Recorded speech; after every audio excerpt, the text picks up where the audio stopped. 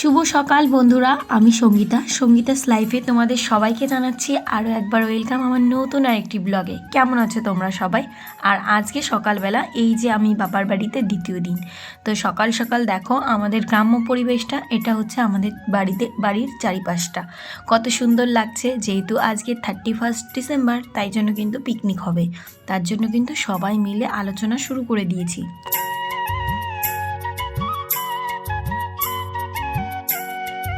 গ্রামের পরিবেশটা হয়তো এমনই, সব কিছু কত সুন্দর। দেখো দেশি মাছ দিয়ে এই লাউ পাতা দিয়ে ভাপা কিন্তু দারুণ লাগে। বাড়িতে এরকম লাউ পাতা আছে, আমাদের ওখানেও তেমন পাওয়া যায় না, চাইতে গেলে কত কথা শুনতে হয়। আর এখানে দেখো আমাদের বাড়ির পাশে ওই দাদাদের কিন্তু ছাগল আছে। তো চলো তোমাদের দেখিয়ে দিই, এটা হচ্ছে আমার ছোটো কাকিমার ঘর আর এটা হচ্ছে আমাদের বাড়ি কিন্তু একদম জয়েন্ট ফ্যামিলি, তার ভিতর সবাই কিন্তু আলাদা।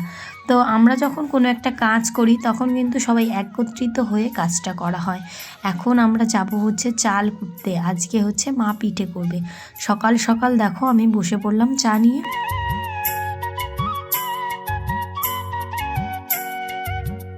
3 কাপ চা নিয়ে এসেছি বাচ্চাদের নিয়ে, আমি কিন্তু বসে পড়লাম খেতে। আর শীতের রোদে এইভাবে চা খেতে কিন্তু বেশ ভালো লাগে। আর ওই যে দেখছো, আগের দিনই তো বলেছি আমাদের বাড়ি মহোৎসব হয় খুব বড় করে। তো এবার মহোৎসবে আসলে তোমাদের তো সঙ্গে ভিডিও শেয়ার করব। যারা নতুন আমার চ্যানেলে জড়িত হচ্ছে তারা প্লিজ একটু ধৈর্য ধরে আমার ভিডিওগুলো দেখার চেষ্টা করো, আশা করছি তোমাদের ভালো লাগবে। আমি গ্রাম্য পরিবেশ নিয়ে সুন্দর করে ভিডিও তুলে ধরার চেষ্টা করি।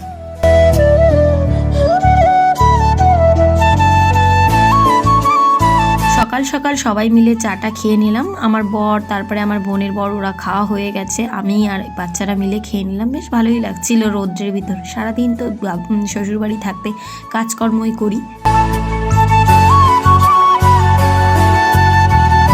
আর এখানে দেখো আমার মা রান্না করেছে, কি রান্না করেছে বলছি। প্রথমে রান্না করেছে হচ্ছে আলু দিয়ে কাতলা মাছের তরকারি, আর সঙ্গে হচ্ছে বাঁধাকপি। এই যে মানুষটা দেখছো, আমরা তো কতগুলো বোন আর কত আত্মীয় স্বজন, সবসময়ের জন্য কিন্তু সকাল থেকে কাজ করেই যাই ননস্টপ। তো এখন কিন্তু খেতে বসেছে মা, সবাইকে দিয়ে ধুয়ে এখন খেতে বসলো। আর আমরা এখন যাব চাল কুটতে। মায়ের হাঁটুতে খুব ব্যথা একটা সময় হয়েছিল, আমার মা পুরো বিছানায় পড়ে গেছিলো, কোনোভাবেই কাজ করতে পারছিল না।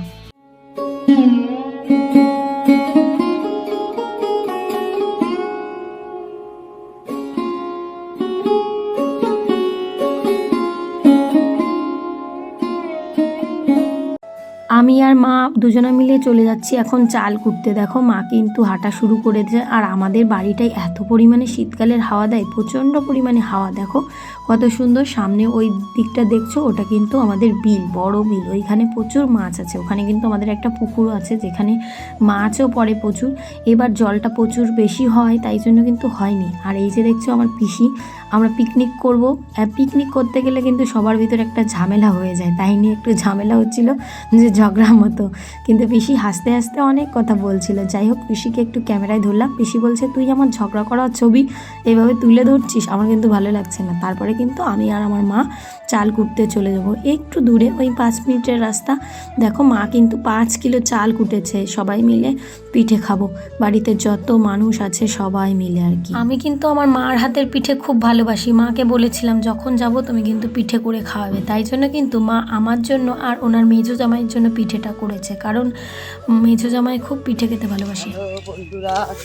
5 কিলো চাল কুটতেছি, মেয়ে আইছে, জামাই আইছে, নাতি আইছে, তাদের পিঠে খাবো, দেবো, দিতে পারবে, দুধ দিয়ে খাবে, ঠিক আছে। শুনলে তো আমার মা কি বললো, 5 কিলো চাল কুটেছে। আর দেখো এটা হচ্ছে আমার মেজদিদের বাড়ি, যে এখন এই পৃথিবীতে নেই, মারা গেছে আমার মেজদি। তার একটা মেয়ে, বলবো আমার এই গ্রামে যে কত স্মৃতি। আমার একটা দাদাকে হারিয়েছি, আমার দিদিকে হারিয়েছি, আমার জেঠুর মেয়ে, আমার জেঠুর 2 ছেলে মেয়ে মারা গেছে, জানো তো। তো ঘোষকে দেখে আমি বলে দিলাম দুধটা দিলে ভালো হতো, কিন্তু ঘোষ তো দেবে না, বললে আগের দিন হলে দিতাম। কি হয়েছে পায়ের? পা ভাঙে গেছে ওরে, কি ফুলা ফুলিছে রে ঠাকুর। হ্যাঁ 2 মাস এইভাবে, কি অবস্থা। আর এই যে দেখো ঢেকিটা, আর এই ঢেকিটাই আমরা চাল কুটবো। এটা হচ্ছে আমাদের একটা ঠাকুমাদের বাড়ি, আর ওই ঠাকুমার পা ভেঙে গেছে 2 মাস। তোমরা তো শুনলে কি কষ্ট করে থাকে। ওনার কিন্তু 2টো ছেলে আছে আর মেয়ে 2টোর বিয়ে হয়ে গেছে। আর ছেলেগুলো থাকলেও সেভাবে তো সংসারের কাজ টুকটাক করতে পারে না, তাই ওনার মেয়েরা মাঝে মধ্যে এসে করে। ভীষণ খারাপ অবস্থা, বসে বসে কান্না করে, জানো তো। খুব খারাপ লাগলো দেখে। আর আমি কিন্তু ঢেকিতে ভালো করে পার দিতে পারি না, আমার ভীষণ কষ্ট হয়। একা একা পারছিলাম না, মা ওদিকে ওটা করছে। মাকে বললাম যে একাকে কি হয় নাকি, এইভাবে পারবো না, তুমি কাউকে ডাকো। তারপরে কিন্তু আমার মা, আমার পিসি দেখেছে আসার সময় যে আমরা এইভাবে চাল কুটতে এসেছি। আমার নিজের পিসি এইভাবে চলে এসেছে। তো দেখো, পিসিরা বাড়ির কাছে থাকলে, মাসি পিসি, তারা কিন্তু অনেক হেল্প করে। আর ভীষণই ভালো আমার পিসি, জানো তো।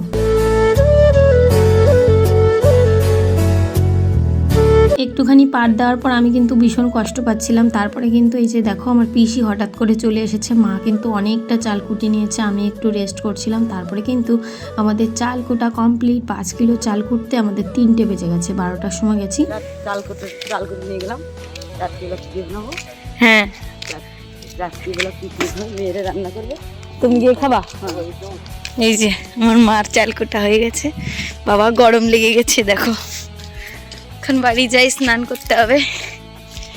2 ধামা। আমার মা খুব ভালো পিঠে বানায়। ওই দেখো, মা পিছনে বড় ধামা, আমি ছোট ধামা। তা চলো বাড়ি। 3টে বেজে গেছে, আমাদের এখনো স্নান করা হয়নি। এখন বাড়িতে এসছি, এখন আর কি স্নান করব। দেখো, 2জনের হাতে 2টো গাবলা, আমি আর মা আর পিসি মিলে করলাম।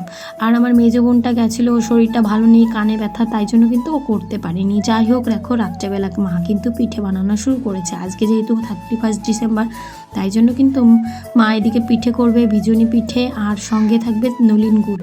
তো আমি এইখান থেকে একটু দুধ নিয়ে যাচ্ছিলাম, কারণ মা অনেকটা দুধ ফ্রিজে কিনে রেখে দিয়েছে।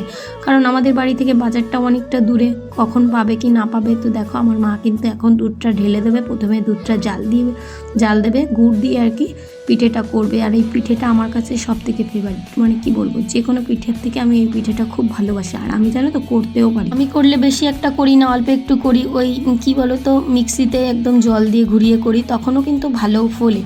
যাই হোক, দেখো, আর আমরা কিন্তু এখন পিকনিক করব। তার জন্য কিন্তু মানে রাত্রেবেলা বাজার করে এনেছে। আমরা কিন্তু ওই 9টা-10টার ভিতর পিকনিকটা কমপ্লিট করব। মানে সবাই মিলে করছে। এই বৌদি মানে দাদা এত পরিমাণে জোর দিয়েছে, প্রথমে খাওয়ার প্ল্যানিং ছিল না। তো দেখো, সবাই মিলে আমরা কিন্তু সবজি কাটতে বসে গেছি। আর এখানে আজকের মেনু হবে ফ্রাইড রাইস আর হচ্ছে মাংস কষা। মানে মাংসটা একটু ঝোলঝোল করে করা হবে, যেহেতু 30 জনের মতো পিকনিক। তো আমরা প্রথমে ডেক চালানোর চেষ্টা করেছিলাম, পরে কিন্তু আর হয়নি। তো এখানে সবাই মিলে বসে বসে সবজি কেটে দিচ্ছে, আমিও কিন্তু কাজকর্ম করছি। তো এই যে দেখো, সব কিছু আর কি গুছিয়ে নিচ্ছে। এগুলো গুছিয়ে নিয়ে বসলে পারে তাড়াহুড়ো করে ফেলতে পারবো। আর অনেক বাচ্চারা আছে তো, ছোটো ছোটো, তাড়াতাড়ি খিদে পেয়ে যাবে। তাই জন্য কিন্তু আমরা অতটা রাত জেগে করবো না। একজন ছুলছে মটরশুঁটি, একজন ছুলছে গাজর, আর এদিকে কিন্তু আমার মা দুধগুলো দিচ্ছে, মানে বললাম তো। দেখো বন্ধুরা, আমার মা কিন্তু এখন পিঠে বানানো শুরু করে দিল। আর এদিকে মা পিঠে বানাবে, আর আমরা ওইদিকে রান্নার জোগাড় করব। মাংসটা কিন্তু আমিই রান্নাবো। হতে পারে অনেক লোক, কিন্তু রান্নাবান্নার ক্ষেত্রে আমরা যখন এক জায়গায় থাকি, এক একজনকে বলে দেওয়া হয়েছে সবাই মিলে একসঙ্গে রান্না করব। তো আমি রান্না করতে যাব। তো মার পিঠেগুলো কিন্তু বেশ ভালো ফুলছিল। তারপরে কিন্তু বাচ্চারা সবাই মিলে খেলাও করছিল। আর এদিকে কিন্তু কিন্ডার জয় খাওয়া শুরু করেছে। আর এদিকে কিন্তু আমরা সবাই মিলে সবজি কাটা শুরু করেছি। তো তোমাদের একটু একটু করে দেখিয়ে দিচ্ছি, তোমরা কি করলে 31 ডিসেম্বরে অবশ্যই কিন্তু কমেন্ট করে জানাবে। মানে বাবার বাড়ি আসলে সব কিছুর ভিতর দিয়ে একটু একটু ভিডিও করি। তারপরে কিন্তু রাত্রেবেলা আমরা সবাই খাওয়া দাওয়া শুরু করে দিয়েছি। দেখো, এদিকে মাম্পি বলছে দারুণ হয়েছে সব কিছু।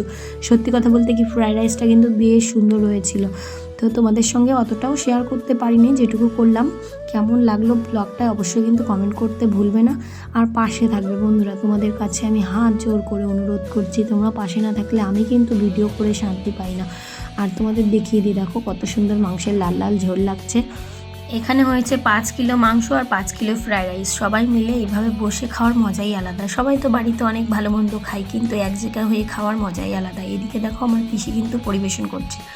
দুপুরবেলা আমাদের সঙ্গে চাল কুটেছে। আর পিসি কিন্তু বাচ্চাদের মতো সব কিছুর উদ্যোগে আগে থাকে, এই জন্য কিন্তু বড়রা একজন এরকম থাকলে বেশ ভালো লাগে। তো আমাদের গ্রামের পরিবেশটা তোমাদের কেমন লাগলো? আমি কিন্তু এই গ্রামেই ছোট থেকে বড় হয়েছি, তো এখানেই মানে বড় হয়েছে কি কত শান্তি পেয়েছি কি বলবো। সবার ভিতরে একটা আলাদা মানসিকতা, আলাদা ভালোবাসা, এই জিনিসটা এখনও পর্যন্ত উপলব্ধি করি। খুব মিস করি জানো তো, খুব একটা আসতে পারি না বাবার বাড়িতে। তারপরে এখন তো মেয়ে বড় হয়ে গেছে, স্কুল, প্রাইভেট, নাচের ক্লাস, এই নিয়ে ব্যস্ত থাকতে হয়। তারপরে আমার বরের দোকান আছে, ও আসতে পারে না, তার জন্য কিন্তু খুব একটা আসা হয় না। কিন্তু যখন একটু মৌকা পাই তখন কিন্তু সবাই মিলে আসার চেষ্টা করি, বেশ ভালো লাগে।